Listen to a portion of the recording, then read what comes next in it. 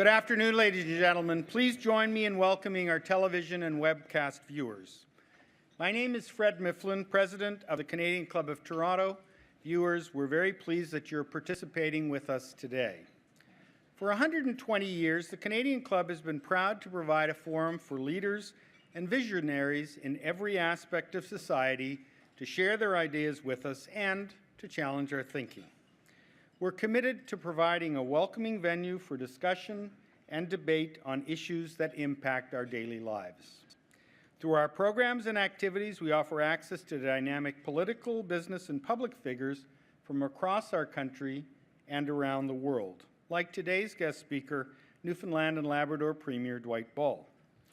Before I formally introduce Premier Ball, here's a snapshot of some of our upcoming events. On Wednesday, November 23rd, the Honourable Bob Chiarelli, Ontario's Minister of Infrastructure, will discuss the province's long-term infrastructure investment plans. And on Monday, November 28th, the Honourable Deb Matthews, Ontario's Deputy Premier, Minister of Advanced Education and Skills Development, and Minister responsible for digital government, will address the club. To order your tickets or to learn more about the club, please visit our website at canadianclub.org. You can also join the conversation via Twitter and Instagram by following us at CDNCLUBTO or by using that hashtag. I want to express special thanks to today's event sponsors, BMO Capital Markets, represented by Grant Williams, and CIBC Capital Markets, represented by Doug Bartlett. Thank you for your generous support.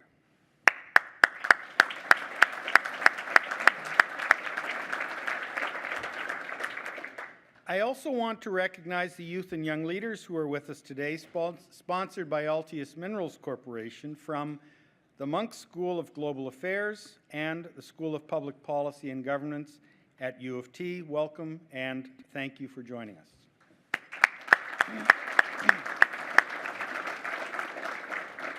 And now today's speaker. As many of you know, I'm very proud of my deep Newfoundland roots. So in many ways, I consider introducing our speaker today a patriotic duty. Canada's most easterly province, well known as the Rock, is where the sun rises first on the nation. Newfoundland and Labrador, our youngest province, is known for its warm hospitality, stunning physical beauty, abundant resources, and self-servingly the charm of its people. It's also seen its share of economic hardship. Enter Newfoundland and Labrador's new Premier, armed with a prescription to address the province's fiscal and socio-economic challenges. Premier Dwight Ball is preparing to celebrate his first year in office next month. Part of his Liberal government strategy to drive growth is detailed in the recent release of the vision document, The Way Forward. We're pleased that he's joined us to outline that vision.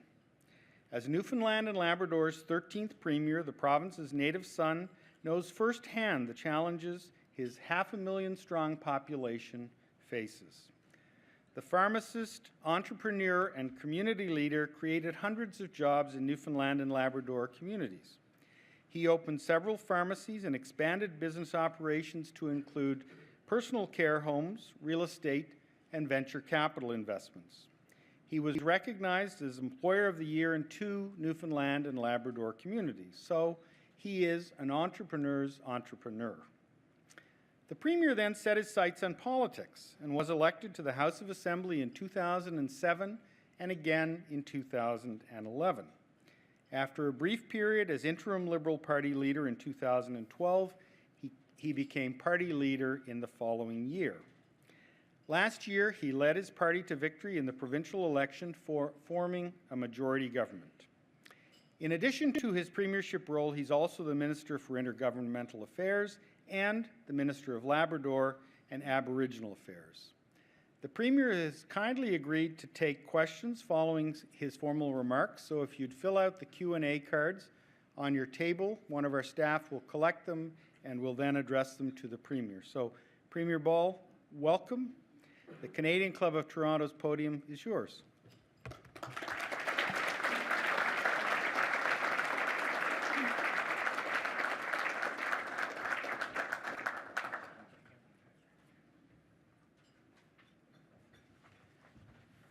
Thank you, Fred. And it is great for me to be here, as not just as the Premier of Newfoundland and Labrador, but just also to say that I know there's quite the competition that goes on between Toronto and St. John's. And yesterday, I guess there was two unique things that happened. One is that it was 19 degrees in St. John's yesterday, and when I got in last night, I saw this crowd celebrating, which meant the Toronto Maple Leafs won. But it's great for me to be here today, and as Fred mentioned, always great to get in front of a group of business leaders and community leaders that we have here, and some political leaders, I will say, as well. And as Fred also mentioned, that it's really no secret that anyone is familiar with the Rock, or if you're from Labrador, the Big Land, it's no secret that as Newfoundlanders and Labradorians, one thing that we love to talk about is home. But if you look back in recent years, what you'll see is that our province has found its way really in the national discussion and national headlines and national discourse without prompting. Over the past several years, you have become to know Newfoundland and Labrador for some other different reasons. Many of you would know it as a province with vast natural resources, if it's from mining or if it's from oil and gas, if it's what we would see, just the opportunities that we would have with land and sea and so on. It's become a magnet for world travelers who are seeking something that is very new, exciting, unique. And as Fred mentioned, the people of Newfoundland and Labrador, no matter where you go, is they do things a little different. I will share with you one story that just happened just a few weeks ago. Went in early in the morning. There was an email from a couple from Vancouver who had spent some time in Newfoundland. This is just one of those neat little stories that really drives home what Newfoundlanders and Labradorians are all about. So this email came in from a couple in Vancouver, and they talked about their experience as they went into this small service station. They needed their vehicle fixed. So they went in, and the guy at the service station said, "Well, this is going to take a few hours. Where are you from?" They said, "Well, we're from Vancouver. What are you doing here?" "Well, we're here, we're tourists." Well, he said, "This is probably going to ruin your day." So he said, "Tell you what, you can take my car. I'm going to fix your car." So they sent the story back to me, and I thought it was very unique, but it really is a telling story of what Newfoundlanders and Labradorians indeed are all about. For those of you that have been paying attention to some of the things that are happening from a cultural point of view in our province, you would see some of the greatest chefs and leading cuisine that you would see anywhere in the world right now. The gifted artists that we have, we're performing all over the world. And for those of you that are paying attention to Discovery Channel, you will see a series now called Frontier that's done in Newfoundland and Labrador. And just this week, 200 people employed in the film industry in our province. So I'd encourage you to take a look at that. It's done right in Newfoundland and Labrador, and it is indeed an emerging industry that we're seeing occurring in our province.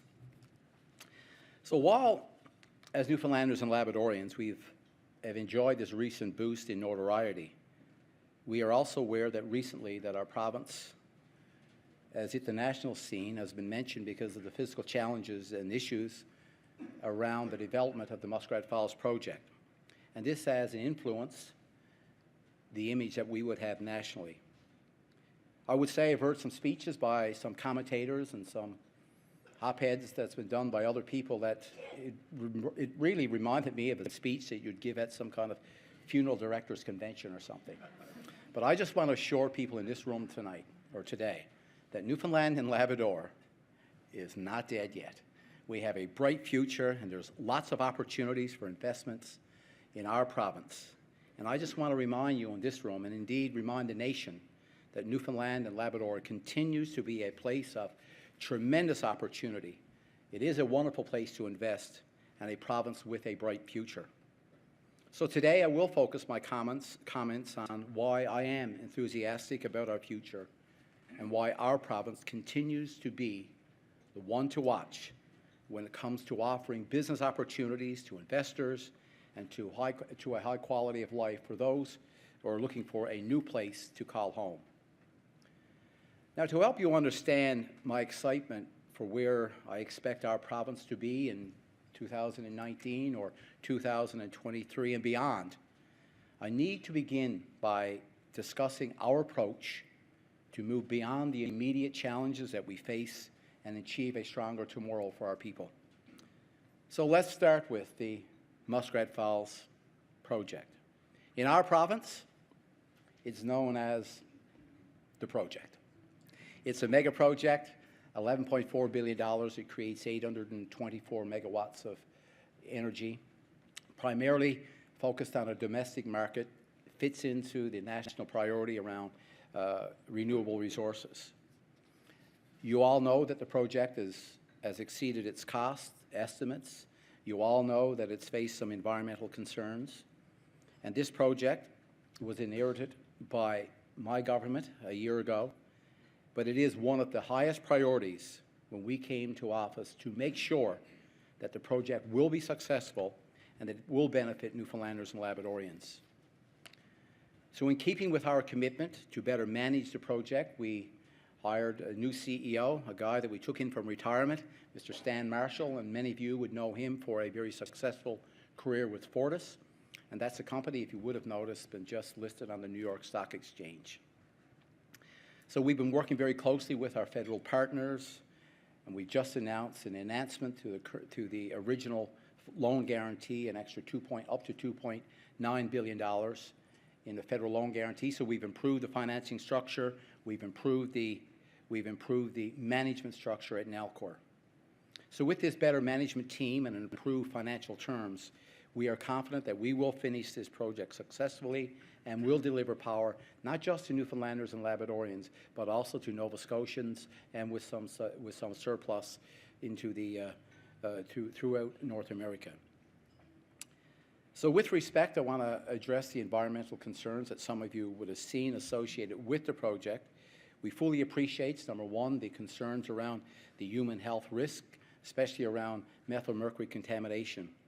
And as part of that, we do respectfully understand the Indigenous leaders in our province and the position that they took.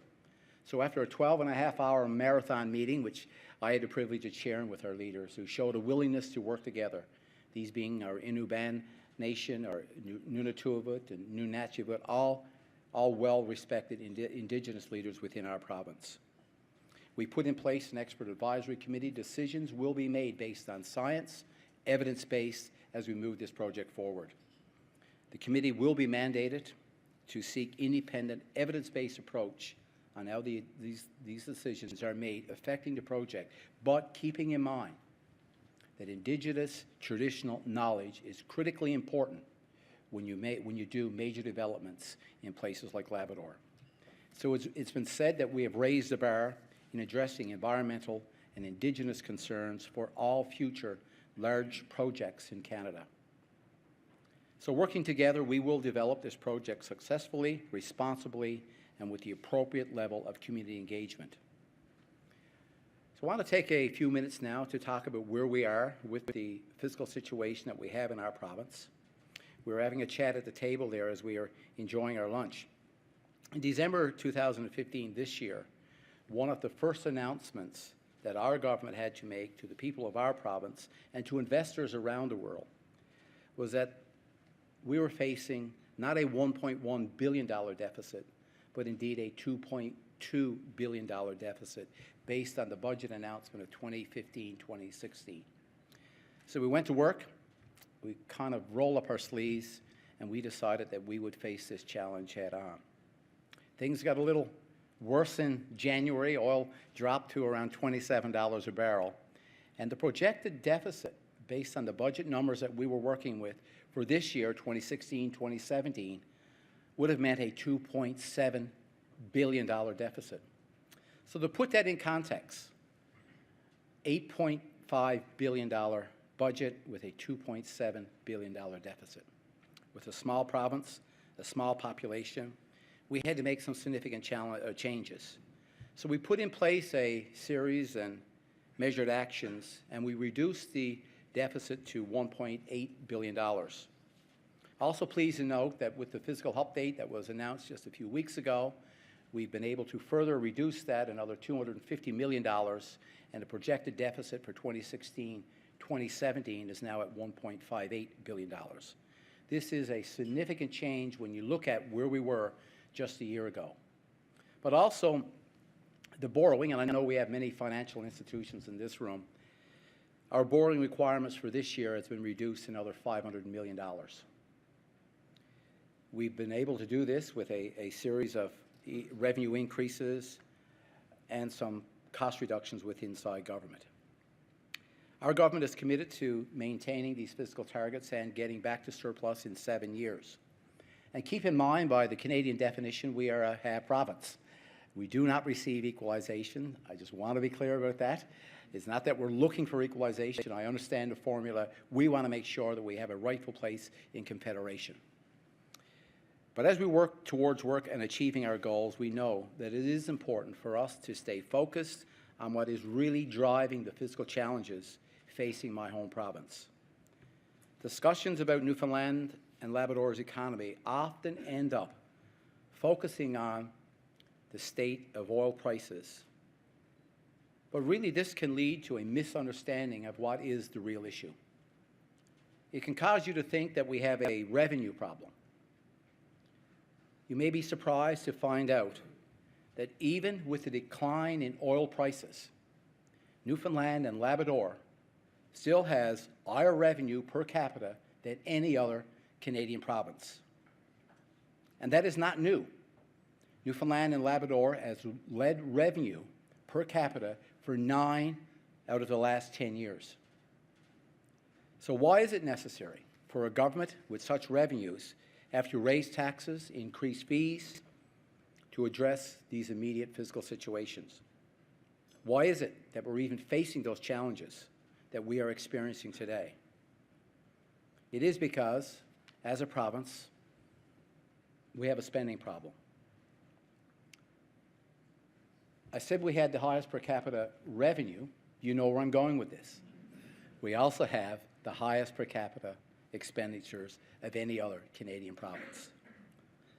Some people would be quick to point out, well, you have a small population, you have a large landmass, very difficult to offer services to your people over such a large geographic area. I would argue that this is true for other Canadian provinces. Saskatchewan as an example, Manitoba as an example. So why is it that as a people and our government that delivering those services are so much more expensive? Simply because it was left unchecked during the years that took place when we had extraordinary amounts of oil revenues. Just to put that in context, if you go back over the last 10 years, revenue grew in our province by an impressive 22.7%, but expenses grew by 58%. That means in the last decade, Newfoundland and Labrador's growth in expenses more than doubled its growth in revenues. If spending growth had been held to population and inflation, in 2016-2017, we would have posted a $108 million surplus, not the $1.58 billion deficit that we're dealing with today. There are many things that drove this. If you look back over the last 10 years and you look at our history of what happened is, if there was an issue that surfaced and needed to be addressed, it got addressed with a strategy. So it really became a strategies approach. And this led to extra offices being opened up to deal with a particular issue. It, some cases, created a whole new department. So as you know, this approach was simply not sustainable. So the challenge before us as a government today is significant, but it is clear. We really need to restore the fiscal balance while maintaining quality programs and services for the people of our province. So upon taking office, our government quickly reacted to fully assessing the situation that we were into. We engaged in unprecedented numbers of people in our province to discuss the situation that we were into and to discuss long-term measures that needed to be put in place to restore balance. Now you can imagine, you get a bunch of Newfoundlanders and Labradorians in a room, you're going to get a diverse range of opinions. Some would say, take on more debt, spend our way through this problem to the foreseeable future to maintain the momentum in the economy. To support our economy, we have no choice, I will say, to increase debt over the short term. But our province does not have the fiscal capacity to allow debt to climb unchecked. Many people would have argued that you need to put in place a series of immediate cuts to government programs and to public sector jobs to reduce expenses quickly. So while we recognize the need to reduce spending, making huge cuts within a short period of time would dramatically change the level of service received by the people in our province and could cause serious shocks to our economy. So, supported by public feedback and significant research and policy work, we spent the last year with the goal of striking the appropriate balance between achieving the necessary fiscal restraint and maintaining an environment that promotes economic strength. The end product of that work, as Fred had mentioned, was revealed just a few weeks ago when our government launched The Way Forward, which is a vision for sustainability and growth in Newfoundland and Labrador. It's available online through a government website. The document will guide our province's actions to achieve greater efficiency, strengthen the province's economic foundation, enhance services, and improve outcomes to promote a healthier and prosperous province. So I'm proud to say that The Way Forward was developed through the feedback of residents, the business community, our community leaders, many associations, and just regular people living in our communities. There was a tremendous amount of feedback that came in to produce this vision document. It will hold the government of Newfoundland and Labrador to a higher standard, one where success is not defined by the value of the commodity price, but it is by sound fiscal management and actions defined by clear goals, timelines, and regular reporting. The Way Forward is comprised of two parts: the guiding principles, which will define how we develop, carry out our projects, our programs, and our services in the future. We know we have to do better with less. We know we have to collaborate with Newfoundlanders and Labradorians. But also we know that we have to challenge ourselves. We have more than 50 initiatives aimed at making improvements in our province's situation without driving cost. Vision initiatives will be rolled out in phases, and as each phase concludes, we will provide an update on the progress of our work before undertaking a new series of actions to improve conditions in the province. It is important to recognize that this is a living document. It will be updated so that we are always pursuing ambitious goals and remain responsive to new developments. Specifically, our vision will be updated when we report on the progress at each phase, and these updates or report cards will generally be done at budget time. We know that we will need to naturally adjust our approach if we do not see the results we wanted, and we will push ourselves to do more when we succeed. Phase 1 of the vision encompasses the next 6 months, leading us into the next budget process, and is focused on reducing spending and supporting economic growth. The vision initiatives aimed at reducing spending during Phase 1 include reducing government's leased office space, reducing the size of government. We've already reduced our deputy ministers by 20%. We've reduced our assistant deputy ministers by 20%, and we've reduced our communication staff by over 30%. So these initiatives are also aimed at improving the province's overall performance in a number of other areas. For example, the vision sets out a long-term population health goals. It sets out targets for immigration. And by the way, within the last year, we have seen a population growth increase by 3,000 people living in our province. Reducing spending and improving key metrics are not the only things our vision document is focused on. We are also focused on growing our economy, and there are several vision initiatives aimed at supporting a stronger economic foundation. They include making more land available. If you've been to Newfoundland and Labrador, one thing you know is that we have lots of land available. Making it more available for agriculture projects, as an example. From food security in our province, we actually import over 90% of the food that we eat, and yet we have all this land available for us. So there's significant opportunity. We have significant opportunity to put targets in place to double the aquaculture industry in our province. For those of you that would have visited our province, we are seeing just astounding numbers in tourism this year.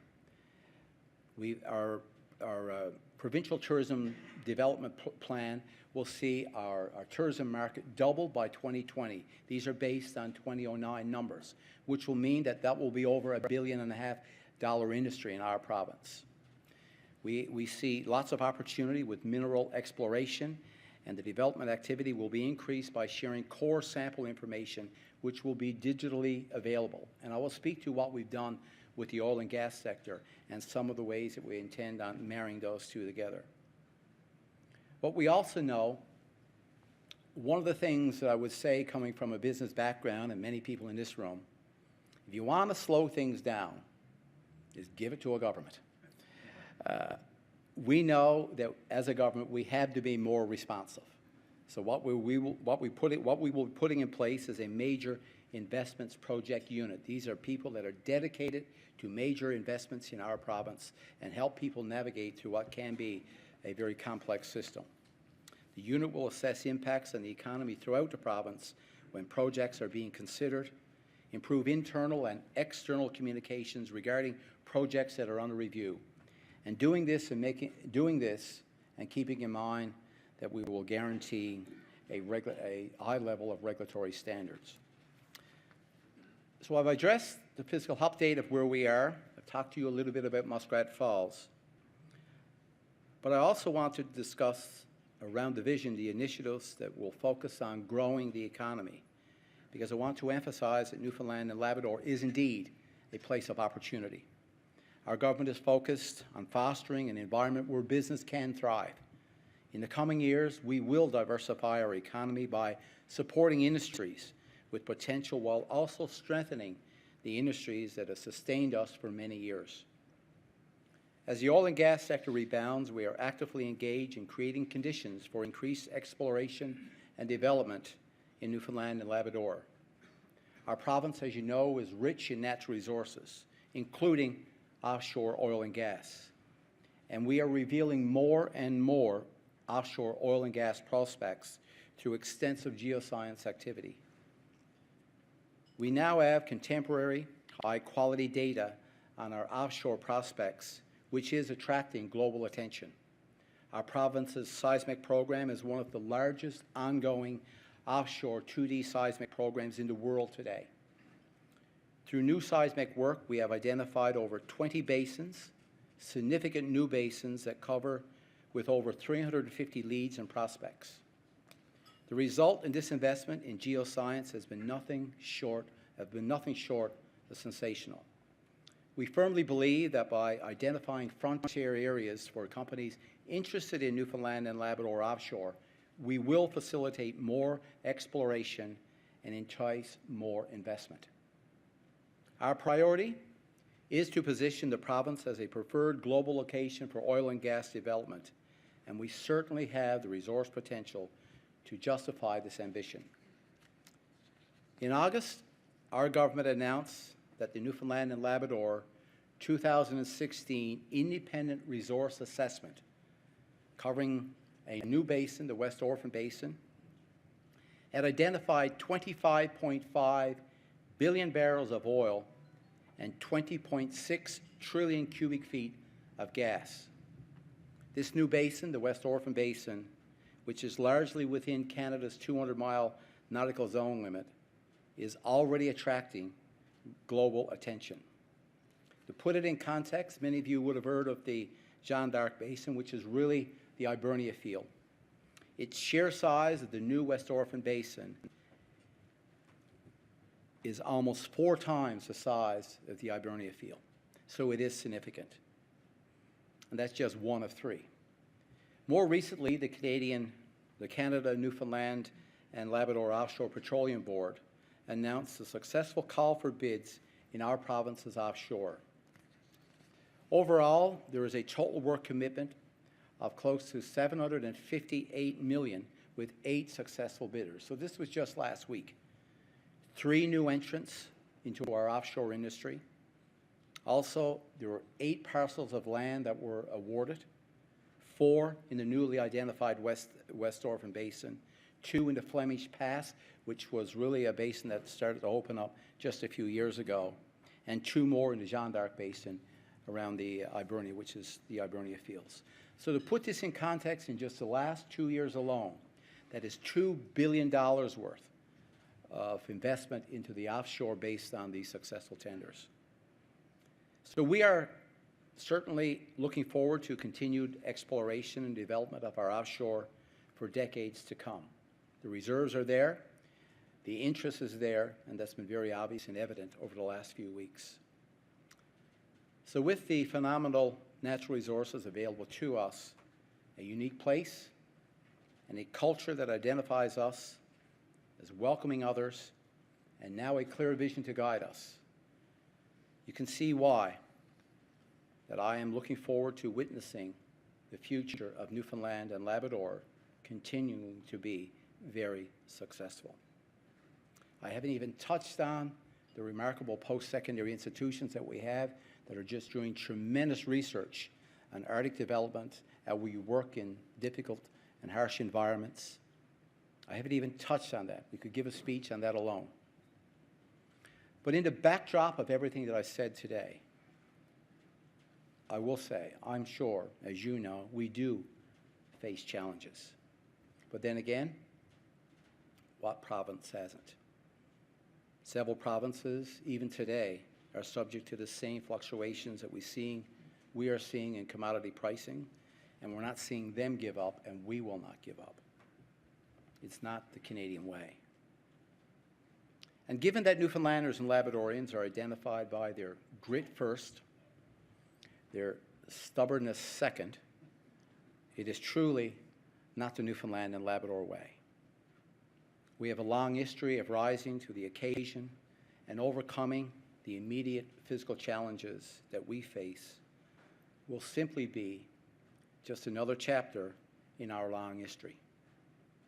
We have established a way forward to guide us to a better place, and in following it faithfully, we will realize that our vision and the future of our province. Our government's vision of Newfoundland and Labrador is one of a strong, diversified province with a high standard of living. With the determination and drive of Newfoundlanders and Labradorians, we will be supportive and responsive, we're being innovative, putting in place efficient programs and services to our residents.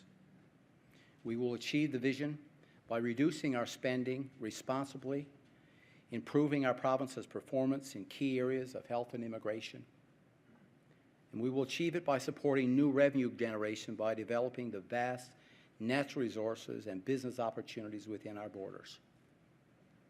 And as we realize our vision, there will be several smart, intelligent investors who will take advantage of the opportunities presented by an economy that is on the rebound and a provincial government that is focused on fostering economic growth.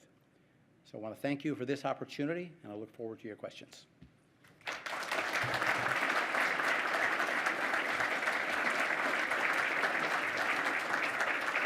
Great, thank you.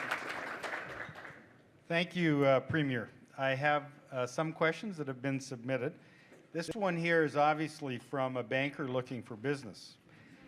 Is the province considering P3 project delivery for your major healthcare infrastructure projects? It's probably from a bank or a construction company looking for some work. Exactly. But we've made, as part of our policy position, and it is in part of our vision document that's outlined there, we put in place measures where we will do a value for money analysis on major infrastructure projects, some of our hospital institutions, our long-term care sites, and so on.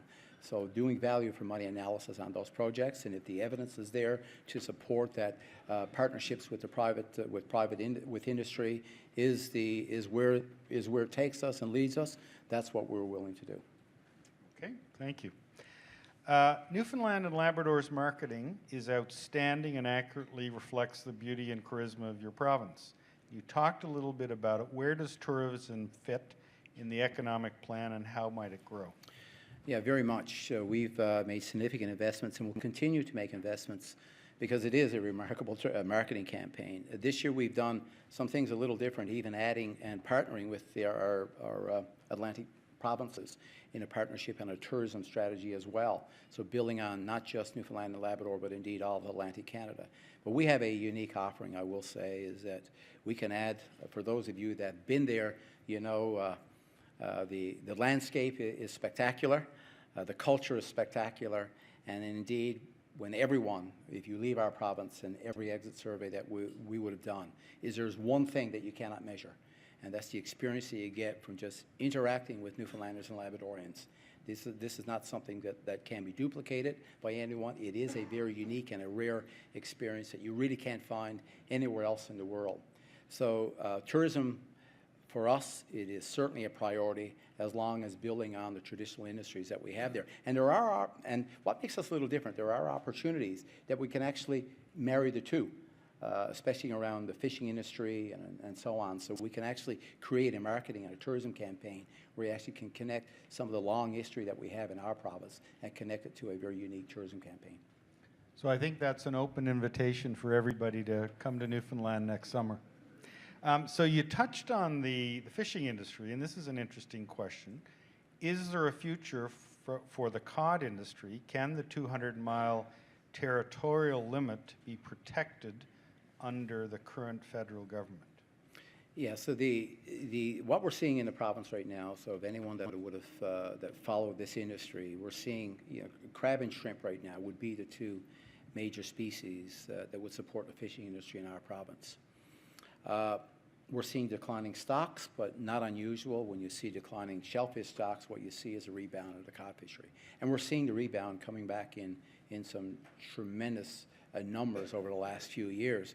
We've been really 25 years now since the moratorium, and we need 2 more years of 30% growth, which is where we've been in terms of the biomass before we get back into a commercial fishery. We're preparing for this already. We must do this in a very strategic way because it is not what really the industry in the province, where we need to understand is where we need to be for the customer. So taking it from the plate back to the harvester is the approach that we're taking. So we're working very closely with that industry right now to making sure that we get this right. We know there's interest in the markets for northern cod coming out of Newfoundland and Labrador. So we see, yes, a very big future, a very strong future. It is very labor intensive. And when you look at the issues that we deal with in our province, if you look at as an example, the unemployment rate in St. John's right now, it's comparable to just about any capital that you would see across the country. Is where we get into rural areas that we have problems with unemployment. The ground fishery is a rural Newfoundland and Labrador solution, as tourism would be a rural Newfoundland and Labrador solution. So we have time for one more question, and in fact, I've got 3 that are sort of around the same theme. And one is, many Newfoundland and Labrador residents leave to come to Toronto or other cities for jobs or economic activity. What policies and strategies are in place to employ, grow, and retain talent? And the third one, and so it's all the same theme, is how does Newfoundland and Atlantic Canada in general stem the population decline? So it's about population, talent, and employment opportunities.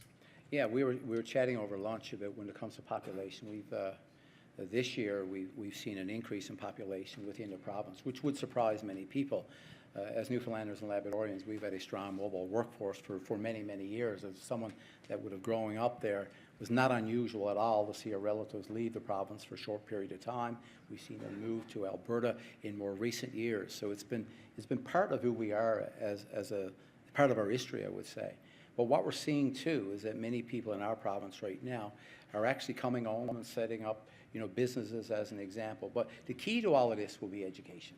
and our immigration program. And we're especially working with Memorial University, we're able to do a little bit of both. So we are making significant investment in technology programs, both at Memorial University, the Marine Institute, which I can tell you, for those of you that are not familiar with it, is a world-class educational institution. I can tell you it is up there with anything that you will see anywhere in this world. So keeping our young people home is important to us. Education is the key to this, making sure that we have a good mix of innovation, making sure that we extract the wealth we can from our traditional industries. All of this is important to keeping Newfoundlanders and Labradorians home. So part that I didn't mention, is there any thought of a loan forgiveness program to return for staying or working in Newfoundland? We have lots of programs available in our province around venture capital and supporting businesses that want to start up. We have programs that are very unique to youth entrepreneurs, as an example. So there's a whole suite of programs that we have available.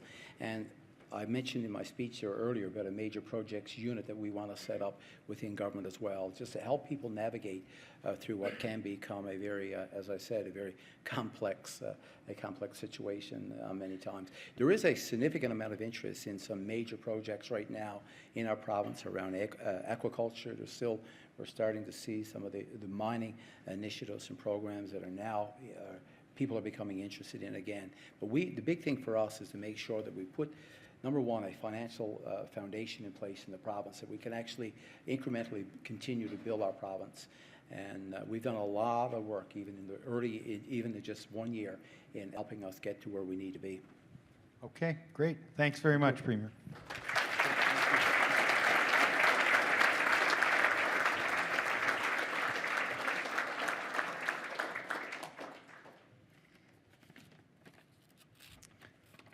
So, Premier, I want to formally thank you for sharing your bold and ambitious plan for the province that is so admired. It may be easy for me to say, but Newfoundlanders and Labradorians are very resilient people. No matter the adversity or setback, our province is known for never quitting, as you said. You've clearly seized on those attributes. Your main themes strike a chord with all of us here today, no matter where we work or live. Fiscally trying times call on all of us to do more with less, to cut waste, to create partnerships, and challenge ourselves to find new solutions.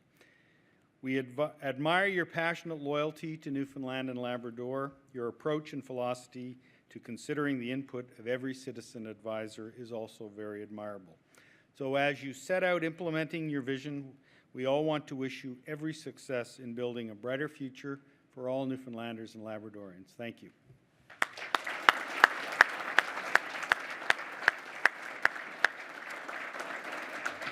I also want to extend another round of thanks to our event sponsors, CIBC Capital Markets and BMO Capital Markets. Thank you again.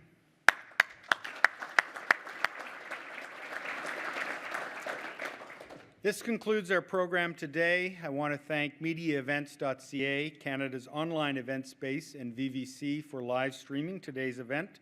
To learn more about the club, please visit us at canadianclub.org.